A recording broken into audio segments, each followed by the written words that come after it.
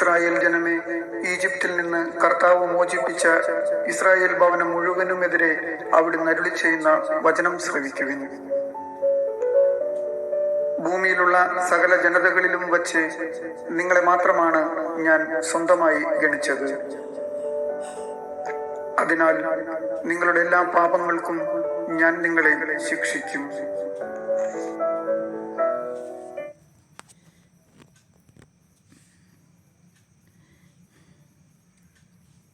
നിന്നും താരം തെന്നി തെന്നി പോകുന്നു നീലാകാശമതിൽ.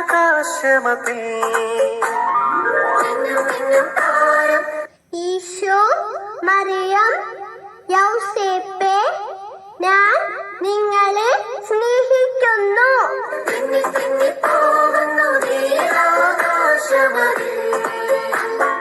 താഴെ രാജാക്കൾ താരം നോക്കി പോകുന്നു വേദന പട്ടണത്തിൽ.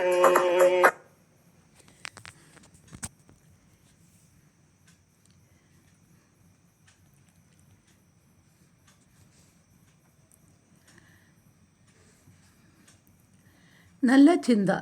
6 വയസ്സുള്ള ഒരു ആൺകുട്ടി അവൻ്റെ 4 വയസ്സുകാരി കുഞ്ഞനിയത്തിക്കൊപ്പം കടൽ തീരത്ത് നിന്ന് വീട്ടിലേക്ക് മടങ്ങുകയായിരുന്നു. അല്പദൂരം പിന്നിട്ടപ്പോൾ ഒപ്പം നടന്നിരുന്ന പെങ്ങൾ കൂടെയില്ലെന്ന് മനസ്സിലാക്കിയ അവൻ തിരഞ്ഞു നോക്കി. റോഡരികിൽ കളിപ്പാട്ടങ്ങൾ വിൽക്കുന്ന കടയുടെ ചില്ലിക്കൂട്ടിനുള്ളിലേക്ക് അതീവ താല്പര്യത്തോടെ നോക്കി നിൽക്കുന്ന കുഞ്ഞനിയത്തിയെ കണ്ടു. എന്താണിത്ര താല്പര്യത്തോടെ നോക്കി നിൽക്കുന്നതെന്നറിയാനുള്ള കൗതുകത്തോടെ അവൻ അവൾക്കരികിലെത്തി. പെങ്ങൾ ചില്ലിക്കൂട്ടിനകത്തേക്ക് വിരൽ ചൂണ്ടി. മനോഹരമായ ഒരു ടെഡി ബെയർ. അനിയത്തിയുടെ മുഖത്ത് തെളിഞ്ഞ പ്രതീക്ഷയുടെ പൊൻതിളക്കം കണ്ട് മറ്റൊന്നും ആലോചിക്കാതെ അവൻ ചോദിച്ചു, മോൾക്കിത് വേണോ? അവൾ അവനെ നോക്കി പ്രതീക്ഷയോടെ മൂളി. അവൻ അവളെയും കൂട്ടി കടയ്ക്കകത്തേക്ക് കയറി. നേരെ നടന്നു ചെന്ന് ആ പാവക്കുട്ടിയെടുത്ത് അനിയത്തിയുടെ കയ്യിൽ കൊടുത്തു. അവളുടെ കവിളിൽ 1000 മഴവില്ലുകൾ പൂത്തിറങ്ങി. ഇതെല്ലാം അതീവ കൗതുകത്തോടെ വീക്ഷിച്ചുകൊണ്ട് പ്രായം ചെന്ന കടയുടമ ക്യാഷ് കൗണ്ടറിൽ ഇരിക്കുന്നുണ്ടായിരുന്നു. പാവയും എടുത്ത് അനിയത്തിയെയും കൂട്ടി ക്യാഷ് കൗണ്ടറിലെത്തിയ പയ്യൻ ചോദിച്ചു, അങ്കിൾ, ഈ ടെഡി ബെയറിന് എന്താണ് വില? മോൻ്റെ കയ്യിൽ എന്തുണ്ട് തരാൻ? ഏറെ സ്നേഹത്തോടെയും വാത്സല്യത്തോടെയും കടയുടമ ചോദിച്ചു. കുട്ടി കയ്യിലിരുന്ന കുഞ്ഞു ബാസ്ക്കറ്റ് മേശപ്പുറത്തേക്ക് കുടഞ്ഞിട്ടു. അതിൽ കടപ്പുറത്തു നിന്നും ഇരുവരും ചേർന്ന് ശേഖരിച്ച മണ്ണ് പുരണ്ട കക്കയുടെ തോടുകളും കുഞ്ഞു ശംഖുകളുമായിരുന്നു. അവൻ പ്രതീക്ഷയോടെ കടയുടമയെ നോക്കി. കടയുടമ പണം എണ്ണിയെടുക്കുന്ന ജാഗ്രതയോടെ അവ എണ്ണി തിട്ടപ്പെടുത്തിയ ശേഷം കുട്ടിയെ നോക്കി. കുട്ടി തെല്ല ആശങ്കയോടെ ചോദിച്ചു, ഇത് മതിയാകാതെ വരുമോ എന്നോ? സത്യത്തിൽ ഇത് ഒത്തിരി കൂടുതലാണ്, ഞാൻ ബാക്കി തരാം കേട്ടോ എന്ന് പറഞ്ഞുകൊണ്ട് 4 കക്കത്തോടുകൾ മാത്രമെടുത്ത് തൻ്റെ മേശവലിപ്പിലിട്ട ശേഷം ബാക്കിയുള്ളവ അവന് തന്നെ തിരിച്ചു നൽകി. അവനത് ഏറെ ആഹ്ലാദത്തോടെ തിരികെ ബാസ്ക്കറ്റിൽ നിക്ഷേപിച്ചു. ശേഷം ആഹ്ലാദവതിയായ കുഞ്ഞുപെങ്ങളുടെ കൈപ്പിടിച്ച് യാത്രയായി. കുട്ടികൾ പോയി കഴിഞ്ഞപ്പോൾ കടയിലെ ജോലിക്കാരൻ അവിശ്വസനീയതയോടെ കടയുടമയെ സമീപിച്ചു. ഒരു വിലയുമില്ലാത്ത കുറച്ച് കക്കത്തോടുകൾക്ക് പകരം അങ്ങ് വില കൂടിയ ആ പാവ അവർക്ക് കൊടുത്തുവോ? വൃദ്ധനായ കടയുടമ ഒന്ന് പുഞ്ചിരിച്ച് എന്നിട്ട് പറഞ്ഞു, നാം മുതിർന്നവരെ സംബന്ധിച്ച് അവ തീരെ വിലയില്ലാത്തതാണ്. പക്ഷെ ആ കുട്ടിയെ സംബന്ധിച്ച് വിലമതിക്കാനാവാത്തതും. ഈ കുഞ്ഞു പ്രായത്തിൽ പണത്തിൻ്റെ മൂല്യമൊന്നും അവൻ അറിയില്ല. പക്ഷെ വളർന്നു വലുതാകുമ്പോൾ അവനത് മനസ്സിലാകും. ബാല്യത്തിൽ ഒരു വിലയുമില്ലാത്ത 4 കക്കത്തോടുകൾ കൊടുത്ത് വില കൂടിയ ഒരു കളിപ്പാട്ടം അനിയത്തിക്ക് വാങ്ങിക്കൊടുത്തത് അവൻ ഓർക്കും. അപ്പോൾ തീർച്ചയായും അവൻ എന്നെയും ഓർക്കും. ഈ ലോകത്തിൽ നന്മയുള്ള ചിലതെങ്കിലും അവശേഷിക്കുന്നുണ്ടെന്ന് തിരിച്ചറിയുമ്പോൾ അവൻ്റെ ഉള്ളിൽ നന്മയുടെ ഊർജം നിറയും. തനിക്ക് നല്ലൊരു മനുഷ്യനാകണമെന്ന് ദൃഢനിശ്ചയം അവനുണ്ടാകും. നാം ചെയ്യുന്ന നല്ല പ്രവൃത്തികളാണ് ലോകമാകമാനം പ്രകാശം പരത്തി പടർന്നു പന്തലിക്കുന്നത്. നല്ല പ്രവൃത്തികൾ നന്മയുടെ ഊർജം ലോകം മുഴുവൻ പ്രസരിപ്പിക്കും. തെറ്റായ പ്രവൃത്തികൾ ലോകത്തെ ഇരുട്ടിലാക്കും.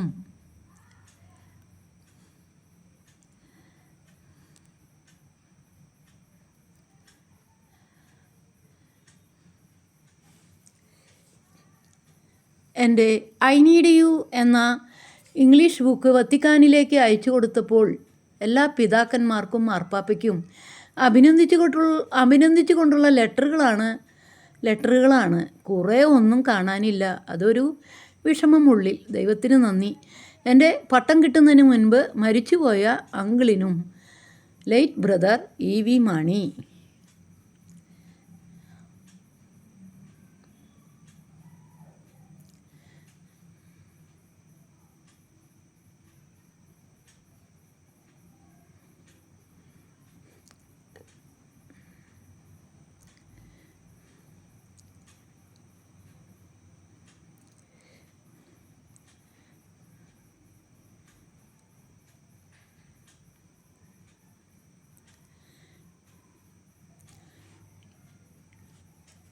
പത്ത് 30 ലെറ്ററുകളാണ് പിതാക്കന്മാർ എൻ്റെ ഐ നീഡ് യു എന്ന ബുക്കിനെ അഭിനന്ദിച്ചുകൊണ്ട് എനിക്ക് അയച്ചു തന്നത്. കിട്ടിയപ്പോൾ മനസ്സിന് ഒരു സന്തോഷം ഉണ്ടായിരുന്നു. പക്ഷേ കുറച്ചെല്ലാം കാണാതായതിലും വിഷമം തോന്നുന്നു.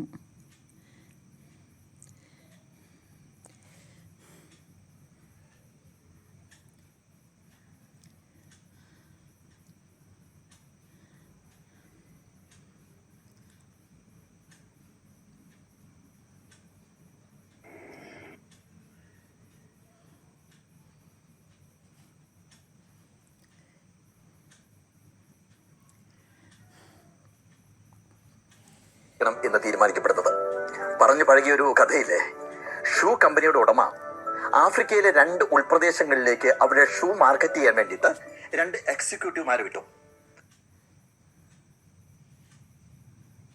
+1 പഠിക്കുന്ന കുട്ടിക്ക് നടുവേദന ബാധിച്ചിട്ടാണ് അമ്മയും അച്ഛനും കൂടി ഡോക്ടറെ കാണാൻ ചെന്നത്. വിശദമായ പരിശോധനകൾക്ക് ശേഷം ഡോക്ടർ പറഞ്ഞു, കുട്ടിയുടെ നടുവിന് അല്ല പ്രശ്നം, കുട്ടിയിടുന്ന ചെരുപ്പിനാണ്. അപ്പോൾ അല്പനേരം ഡോക്ടറെ നോക്കിയതിനു ശേഷം ആ കുട്ടി ചോദിച്ചു, 1500 രൂപ കൊടുത്ത ചെരുപ്പാണ് ഡോക്ടറെ, ഒരു മാസം കൂടി എടുത്തോട്ടെ. അപ്പോ ഡോക്ടർ പറഞ്ഞു, മോളെ, നിന്റെ കാലിലല്ല കുഴപ്പം, നിന്റെ തലയ്ക്കാണ്. പ്രിയപ്പെട്ടവരെ, ഫാഷന്റെ പേരിൽ എന്തെല്ലാം കാര്യങ്ങളാണ് നമ്മുടെ കുട്ടികൾ കൗമാരം ഇന്ന് ഓരോ ദിവസവും കാട്ടിക്കൂട്ടുന്നത്. പലപ്പോഴും കുടുംബക്കാർക്കും അച്ഛനമ്മമാർക്കും അപമാനം ഉണ്ടാക്കുന്ന രീതിയിൽ പോലും വസ്ത്രം ധരിക്കുകയും പെരുമാറുകയും ചെയ്യുന്ന കുട്ടികളെ നമുക്ക് കാണാറുണ്ട്. ഇവിടെ രക്ഷകർത്താക്കളുടെ ചില നിരീക്ഷണങ്ങളും ചില സപ്പോർട്ടുകളും ചില മുന്നറിയിപ്പുകളും കരുതലുകളും ഒക്കെ പ്രധാനമാണ്. ഫാഷൻ നല്ലത് തന്നെ, പക്ഷെ നമ്മുടെ സംസ്കാരത്തെയും നമ്മുടെ സമൂഹത്തെയും നമ്മുടെ പൊതുസമൂഹത്തിനും മാന്യമായ രീതിയിൽ തന്നെ ആവണം ഫാഷൻ ധരിക്കേണ്ടത്, ഫാഷനബിളായി നടക്കേണ്ടത് എന്ന ബോധ്യം നമ്മുടെ കുഞ്ഞുങ്ങൾക്ക് ഉണ്ടാക്കി നൽകുന്നതിൽ രക്ഷകർത്താക്കളും വളരെയധികം ശ്രദ്ധിക്കേണ്ടതുണ്ട്.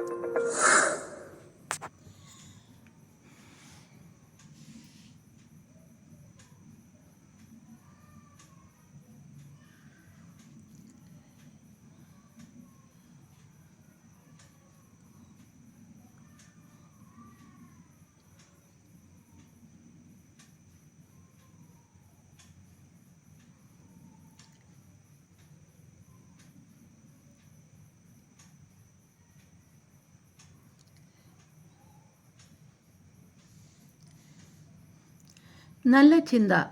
ഒറ്റപ്പെട്ട മനുഷ്യരൊക്കെ ഒരേ രേഖയിൽ ഒരേ വേഗത്തിൽ സഞ്ചരിക്കുന്നത് കൊണ്ടാവും ഒരിക്കലും കൂട്ടിമുട്ടാത്തത്. അഥവാ കൂട്ടിമുട്ടിയാലും പരസ്പരം മനസ്സു തുറക്കാൻ ഭയമായിരിക്കും. ഭയത്തെക്കാളേറെ മറ്റൊരു മനുഷ്യനെ വിശ്വസിക്കാനുള്ള മടിയായിരിക്കും. ഒറ്റയായവരൊക്കെ ഒറ്റയാവുന്നതിന് മുൻപ് ഒരുപാട് പേരെ വിശ്വസിച്ചവരായിരിക്കും. ഉറവ വറ്റിയ കിണർ ഉപേക്ഷിക്കപ്പെട്ടതുപോലെ ഉപേക്ഷിക്കപ്പെട്ടവരായിരിക്കും. അങ്ങനെയുള്ള മനുഷ്യർക്ക് എത്രയൊക്കെ പരിശ്രമിച്ചാലും കണ്ണുകളിൽ കനം തൂങ്ങുന്ന സങ്കടങ്ങളെ ഒളിപ്പിച്ചു വയ്ക്കാൻ കഴിയില്ലല്ലോ. എന്തു പറ്റിയെന്ന ഔചാരിക ചോദ്യങ്ങൾക്ക് സ്ഥിരം പറയാൻ ചെറിയൊരു തലവേദന എന്ന മറുപടി കരുതി വച്ചിട്ടുണ്ടാവും അവർ. കൂടുതലൊന്നും പറഞ്ഞിട്ട് കാര്യമില്ലാത്തിടത്ത് ആ മറുപടി തന്നെ ധാരാളം.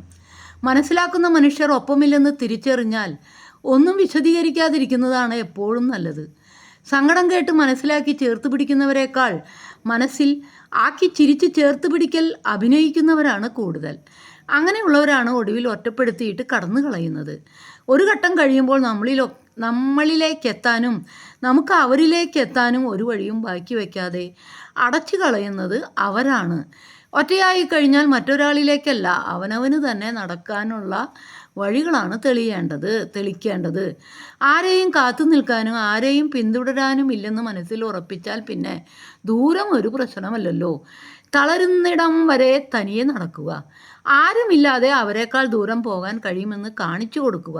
പുതിയ വഴിയിൽ ചിലപ്പോൾ സ്വപ്നങ്ങളിലേക്ക് ഉള്ള ദൂരം പഴയതിനേക്കാൾ കുറവായിരിക്കും.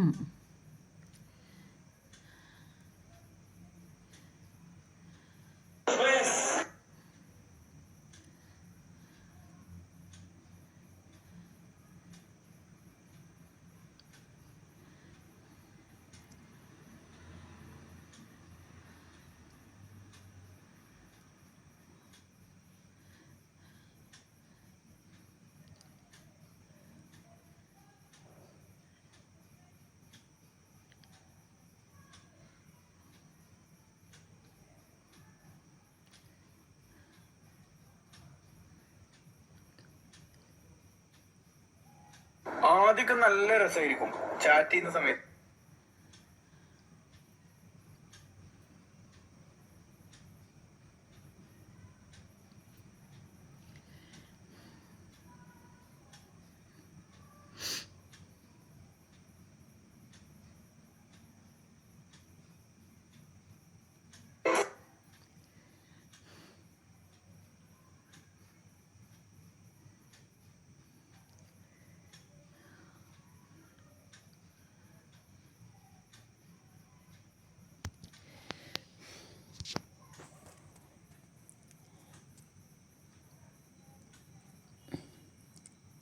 എൻ്റെ ഐ നീഡ് യു എന്ന ബുക്ക്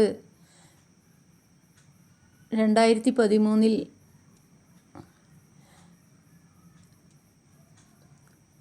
വത്തിക്കാനിലേക്ക് ഒരു പരിപാടി നടക്കുന്ന സമയത്ത് കൊറിയർ അയച്ചതാണ് ഐ നീഡ് യു ബുക്ക്. അത് കിട്ടിയതിനുള്ള മറുപടിയാണ് ഓസ്വാൾഡ് കർദിനാൾ, ബോംബെയിലെ ആർച്ച് ബിഷപ്പ് വിട്ടിരിക്കുന്നത്. ഈ ലെറ്റർ വന്നപ്പോൾ എനിക്ക് വളരെയധികം സന്തോഷം തോന്നി. Dear Omana Varghese, thank you very much for your book I need you. I have already puttu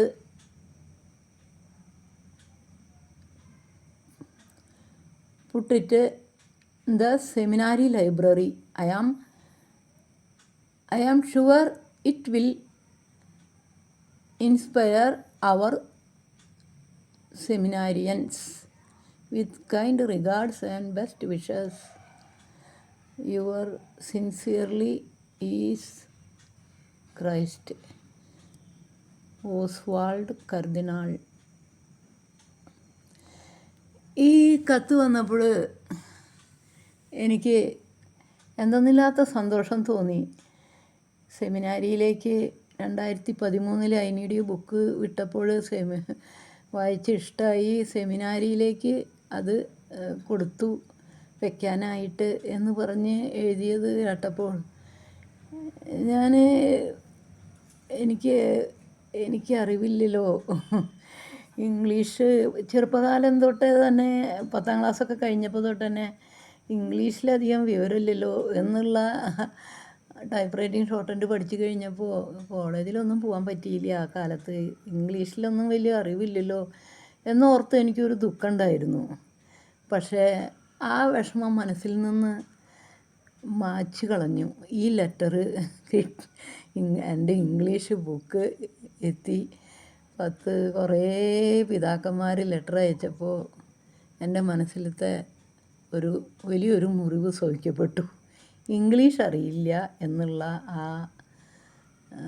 വിഷമം, ഇംഗ്ലീഷ് നന്നായിട്ട് അറിയില്ലല്ലോ, സംസാരിക്കാൻ കഴിയില്ലല്ലോ എന്നുള്ള ആ വിഷമം, ഇവരുടെ എല്ലാം പ്രോത്സാഹനം കിട്ടിയപ്പോൾ മനസ്സിൽ എന്തെന്നില്ലാത്ത സന്തോഷം തോന്നി. ആ മനസ്സിലെ മുറിവും പോയി കിട്ടി. ഇംഗ്ലീഷ് അറിയില്ല, ഇംഗ്ലീഷ് കാര്യമായി അറിയില്ലല്ലോ എന്നുള്ള ദുഃഖവും പോയി കിട്ടി. എൻ്റെ ഇംഗ്ലീഷ് ബുക്ക് ഞാൻ സെൻറ് തോമസിലത്തെ സാറാണ് ട്രാൻസ്ലേറ്റ് ചെയ്ത് തന്നെങ്കിലും എൻ്റെ പേരിൽ ആ ബുക്ക് ലോകം മുഴുവനും എത്തിയല്ലോ. ഈ ബുക്ക് തന്നെയാണ് എൻ്റെ മരുമകൻ കപ്പലിൽ ലോകത്തിൻ്റെ എല്ലാ ഭാഗത്തേക്കും പോയിപ്പോൾ എൻ്റെ I need you English book ഓരോ കപ്പൽ കരയ്ക്കെടുക്കുമ്പോൾ പള്ളികൾ കാണും, പള്ളിയിലൊക്കെ കൊടുത്തത് ഒരിക്കൽ. അപ്പം ഞാൻ എൻ്റെ മനസ്സിൽ തോന്നി, ദൈവത്തിന് അസാധ്യമായത് ഒന്നുമില്ല. നമ്മുടെ ഓരോ കണ്ണീരും മനസ്സിലത്തെ വിഷമങ്ങളും ദൈവം കാണുന്നുണ്ട്. അല്ലെങ്കിൽ ഇത്ര വലിയൊരു അത്ഭുതം എന്നിൽ സംഭവിക്കുക എന്ന് പറയുമ്പോൾ ദൈവം നമ്മളുടെ ഓരോ ദുഃഖങ്ങളും കാണുന്നുണ്ട് എന്നതാണ്. ദൈവത്തിൻ്റെ ഇഷ്ടമനുസരിച്ച് നമ്മൾ ജീവിക്കുമ്പോൾ നമ്മുടെ കൊച്ചു കൊച്ചു ദുഃഖങ്ങൾ വരെ ദൈവം കണ്ടതിന് പരിഹാരം ചെയ്തു തരും, നമ്മളെ മനസ്സ് സന്തോഷിപ്പിക്കാൻ.